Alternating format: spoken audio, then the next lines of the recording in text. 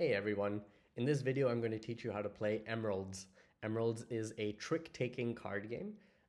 A trick-taking card game is basically a game in which every player plays one card. That set of cards is called a trick, and somebody wins the trick, and when you win the trick, you get to go first for the next trick. That is what a trick-taking game is. So Emeralds is a trick-taking game, and we can dive right into it to see how exactly it works. All right, so in Emeralds, there are 3 rounds, and whoever has the most points at the end of 3 rounds wins the game.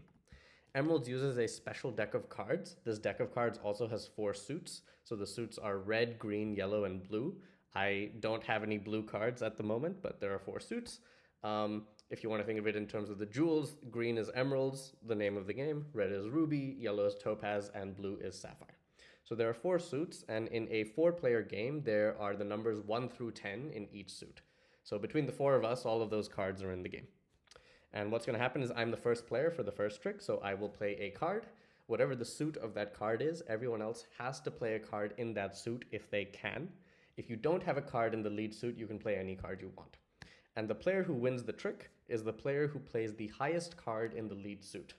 So let me give you an example of this. So I am going to play the Topaz 10, which is the highest Topaz in the game. Everyone else is forced to play a Topaz card if they have one. Great, so they all did, and the 10 was the highest Topaz, so I won the trick. And because I won the trick, I get to be the first player for the next trick. Okay, so that's the trick-taking part of it.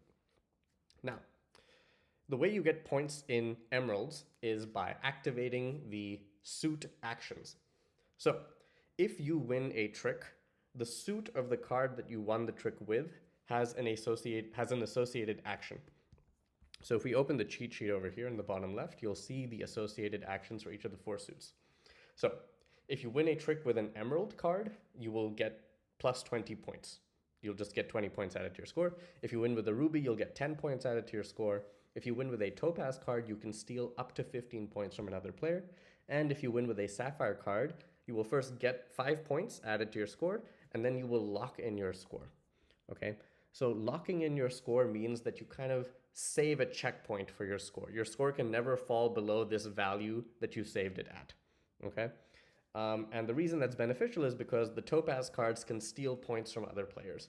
But if I have locked my score at a certain level, then I cannot be stolen from in such a way that would drop me below that number. So if I have 15 points, and I've also locked my score at 15 points, then if someone tries to steal from me, nothing will happen because I can't fall below 15 points anymore. So the way to think about it is you can't fall below this score anymore whenever you lock it in. And that's what the 2 numbers in your video box represent. So the bottom number represents your score in the game. That's the thing that you're trying to maximize. Whoever has the highest score at the end of 3 rounds wins.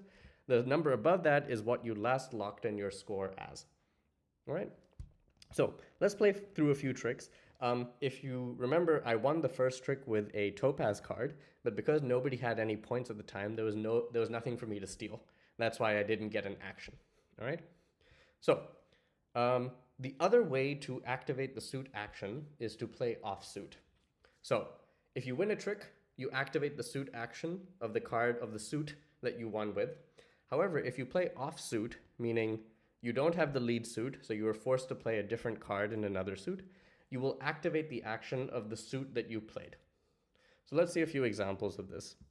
So you'll notice it's my turn, and the lead suit is emeralds. I don't have an emeralds, so I can play any card I want, and because I'm playing offsuit, I will activate that action. So if I play this ruby card, then I will get 10 points once this trick is done because I played offsuit. Okay, and you'll see my score has gone up by 10 points over here. Similarly, bot 3 won with an emeralds card, that's why the score went up by 20.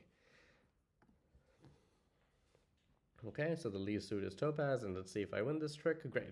So I won this trick with the topaz, and because I won it with the topaz, I can now steal up to 15 points from another player.